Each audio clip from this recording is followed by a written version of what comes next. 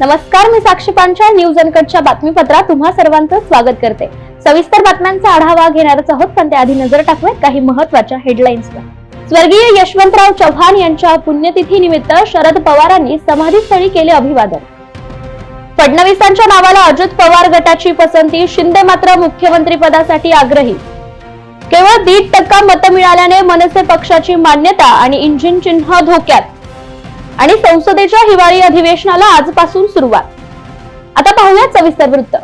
स्वर्गीय यशवंतराव चव्हाण यांच्या पुण्यतिथी निमित्त शरद पवार, श्रीनिवास पाटील, निलेश लंके, रोहित पवार, बाळासाहेब पाटील यांच्यासह काँग्रेसचे नेते पृथ्वीराज चव्हाण यांनी कराडमध्ये स्वर्गीय यशवंतराव चव्हाण यांच्या समाधीस्थळी जाऊन अभिवादन केलं।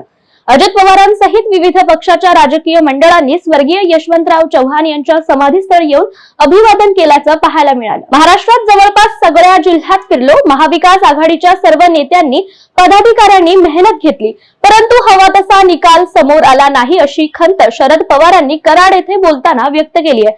बटेंगे कटेंगे घोषणांमुळे राज्यात मतांचे ध्रुवीकरण झालं असल्याचा आरोप देखील यावेळी शरद पवारांनी महायुतीवर केलाय। जेवढे लोक निवडून आले त्यांच्या मागे मराठा फॅक्टर असून काही जणांना दुसऱ्यांचे पाळणे लोटायची सवय असल्याचं सांगत मराठा आंदोलक मनोज जरांगे पाटील यांनी पत्रकार परिषद घेत टीकाकारांना फटकारलंय। सरकारने मराठा आरक्षण तातडीने द्यावं, अन्यथा मराठे पुन्हा छातडावर बसून नवं सरकार स्थापन झालं की लगेच उपोषणाची तारीख जाहीर करणार असल्याचं जरांगे पाटील यांनी म्हटलंय। या राज्यात मराठ्यांशिवाय कोणी सत्ता स्थापन करू शकत नाही। मराठ्यांच्या नादी लागणं एवढी सोपी गोष्ट नाही। आम्ही मैदानातच नव्हतो ना, आम्ही मैदानातच नाही येत।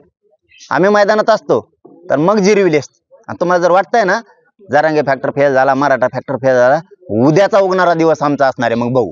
फिर एक बार सामुदायिक उपोषण के लिए बैठने वाले हैं, कब आप बैठने वाले हो और कौन कौन इसमें आपके साथ शामिल होने वाले? आता आम्ही सरकार स्थापन झाल्याच्या नंतर, मराठीत सांगू ना, सरकार स्थापन झाल्याच्या नंतर आम्ही आमची तारीख डिक्लेअर करणार सामूहिक उपोषणाची। राजकारण हा विषय वेगळा आहे। राजकारण माझ्या समाजाला महत्वाचं नाही, आरक्षण महत्वाचं आहे लेकरांसाठी। कारण आता ऍडमिशन आहेत, पुन्हा काही भरत्या निघणार आहेत, त्याच्यासाठी आपले लेकरं सुशिक्षित बेकार म्हणून घरी हिंडू नये, आपल्याला आरक्षणाची गरज आहे। त्यामुळे सगळ्यांनी ताकदीने लढायचं। आपला सगळ्या पक्षात विखुरलेला बलाढ्य समाज असल्यामुळं विखुरला होता, परंतु आता पुन्हा एकत्र येणार आणि मराठा समाज मराठा जातीसाठी, त्याच्या अस्मितेसाठी लढणार आहे। कारण प्रत्येकाला अस्मिता महत्वाची असते जाती। विधानसभा निवडणुकीत 230 आमदारांचे भक्कम बहुमत मिळाल्यानंतर महायुतीत आता सरकार स्थापन करण्याच्या हालचालींना वेग आलाय। शिवसेनेने एकनाथ शिंदे यांची तर राष्ट्रवादीने अजित पवार यांची गटनेतेपदी नियुक्ती करण्याची औपचारिकता रविवारी पूर्ण केली। मात्र भाजपचा नेता अजून ठरलेला नाही, तसेच मुख्यमंत्री कोणाचा यावर अजूनही खल सुरूच आहे। प्रदेश भाजपमधून देवेंद्र फडणवीस यांच्या नावाचा आग्रह सुरू असून राष्ट्रवादीमधून त्यांच्या नावाला पसंती दिली जाते। मात्र शिवसेना अजूनही एकनाथ शिंदेच्या नावावर अडून बसल्याचं समजतं। बातमीपत्रात वेळ झाली आहे छोट्याशा विश्रांतीची, लगेचच परत येऊ, पाहत रहा न्यूज अनकट। ऐतिहासिक वारसा लाभलेला मराठ मुलूक महाराष्ट्र। या महाराष्ट्राला विविध रंगी छटा आहेत। साहित्य, कला, पर्यटन, नृत्य, भाषा, संत परंपरा अशा विविधतेने तो नटलेला आहे। हीच गौरवशाली विविधता जपत सुवरंग मराठी केवळ महाराष्ट्राच्या सांस्कृतिक संहितेपुरते मर्यादित न राहता समकालीन नवकल्पनांवर आधारित कार्यक्रमांद्वारे मराठी मनोरंजन विश्वात स्वतःची एक अनोखी जागा निर्माण करत आहेत। मराठी मनोरंजन क्षेत्रातील उत्तम दिग्दर्शक, लेखक आणि निर्मात्यांच्या प्रतिभेचा पुरेपूर वापर करून मनोरंजनाचा आगळा वेगळा रंग उधळण्यास आम्ही सज्ज आहोत। स्वरंग मराठीचे उद्दिष्ट मराठी मनोरंजन क्षेत्रामध्ये मनोरंजनाची वहिवाट सोडून, रूढीवादी पद्धती तोडून मनोरंजनाचा समृद्ध अनुभव प्रदान करून देण्याचा आहे। म्हणूनच यात विविध पद्धतीचे मनोरंजक आणि माहितीपूर्ण कार्यक्रम स्वरंग मराठीवर बघता येतील। शेवटी एकच, धकाधकीच्या जीवनात धांगडधिंगा करण्यापेक्षा बसूया, हसूया, गाऊया, जगूया। नाती गोती श्रावण मोती गावामधले जीवंत रंग। नाती गोती श्रावण मोती गावामधले जीवंत रंग। चला जोडूया, चला पाहूया, जशी संस्कृती तसा स्वरंग। विश्रांतीनंतर पुन्हा एकदा स्वागत. पाहूयात उर्वरित बातमीपत्र. एकदा हातात सत्ता द्या, महाराष्ट्र मी सुतासारखा सरळ करतो, अशी प्रत्येक प्रचार सभातून गर्जना करणाऱ्या राज ठाकरे यांच्या मनसेला विधानसभा निवडणुकीत एकही जागा मिळवता आली नाही. यंदाच्या निवडणुकीत तर मनसेला अवघी 1.55% म्हणजेच 10 लाख मतं मिळाली आहे. मात्र निवडणूक आयोगाच्या निकषानुसार झालेल्या एकूण मतदानापैकी 8% मतं आणि 1 जागा जिंकणे आवश्यक आहे. त्यामुळे मनसेची मान्यता रद्द होऊन इंजिन हे चिन्ह जाण्याची शक्यता यावेळी वर्तवली जाते. राज्यातील विधानसभा निवडणुकीत मनसे प्रमुख राज ठाकरे यांच्या पक्षाचा एकही उमेदवार निवडून आलेला नसला तरी त्यांच्या उमेदवारांमुळे मुख्यमंत्री एकनाथ शिंदे यांच्या शिवसेनेला 10 जागांवर फटका बसलाय. 10 जागांवर ठाकरे गटाला मात्र फायदा झाल्याचं आकडेवारीवरून स्पष्ट होत आहे.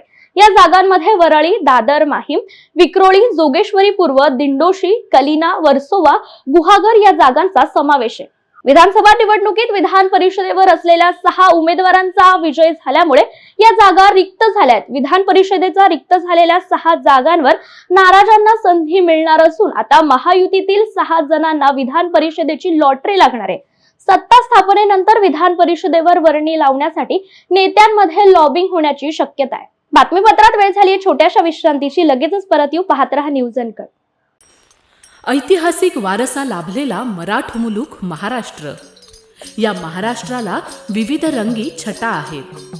साहित्य, कला, पर्यटन, नृत्य, भाषा, संत परंपरा अशा विविधतेने तो नटलेला आहे. हीच गौरवशाली विविधता जपत स्वरंग मराठी केवळ महाराष्ट्राच्या सांस्कृतिक संहितेपुरते मर्यादित न राहता समकालीन नवकल्पनांवर आधारित कार्यक्रमांद्वारे मराठी मनोरंजन विश्वात स्वतःची एक अनोखी जागा निर्माण करत आहेत. मराठी मनोरंजन क्षेत्रातील उत्तम दिग्दर्शक, लेखक आणि निर्मात्यांच्या प्रतिभेचा पुरेपूर वापर करून मनोरंजनाचा आगळा वेगळा रंग उधळण्यास आम्ही सज्ज आहोत. स्वरंग मराठीचे उद्दिष्ट मराठी मनोरंजन क्षेत्रामध्ये मनोरंजनाची वहिवाट सोडून, रूढीवादी पद्धती तोडून मनोरंजनाचा समृद्ध अनुभव प्रदान करून देण्याचा आहे. म्हणूनच यात विविध पद्धतीचे मनोरंजक आणि माहितीपूर्ण कार्यक्रम स्वरंग मराठीवर बघता येतील.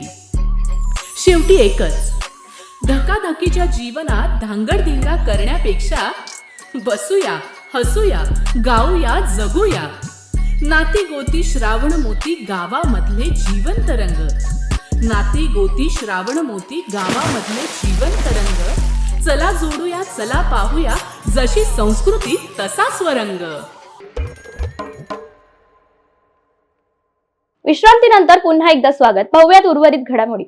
संसदेचे हिवाळी अधिवेशन आजपासून सुरू झालं असून त्यापूर्वी रविवारी केंद्र सरकारने बोलवलेल्या सर्वपक्षीय बैठकीकडे सत्ताधारी आणि विरोधी पक्षांच्या बहुतांश प्रमुख नेत्यांनी पाठ फिरवल्याचं दिसलं.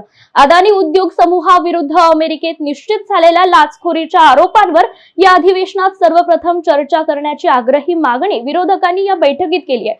त्यामुळे अधिवेशन गोंधळात सुरू होण्याची ही सुरुवात मानली जाते. भंडारा जिल्ह्यातील करडी पोलिसांच्या 4 चाकी वाहनाने गोंदिया रामटेक राज्य महामार्गावरील एलोरा पेपर मिल परिसरात एका गुराख्याला धडक दिल्याने गुरख्याचा मृत्यू झाल्याची घटना घडली आहे.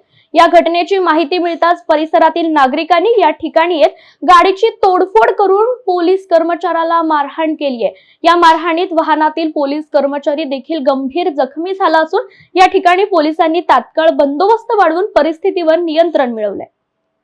जालन्यात रब्बी मशागतीच्या कामांना वेग आलाय. सोयाबीन, मका पिकाच्या खाली झालेल्या शेतात शेतकरी आता रब्बी पेरणीची तयारी करतायत.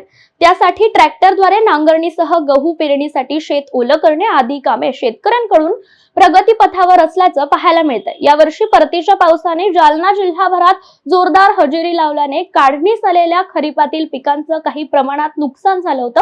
मात्र रब्बी पेरणीची चिंता मुबलक पाणी साठ्यामुळे मिटली आहे. यामुळे शेतकरी वर्गात समाधानाचं वातावरण पाहायला मिळतंय. या बातमीसह वेळ झाली. या बातमीपत्रात इथेच थांबायची. पाहत रहा न्यूज अँकर.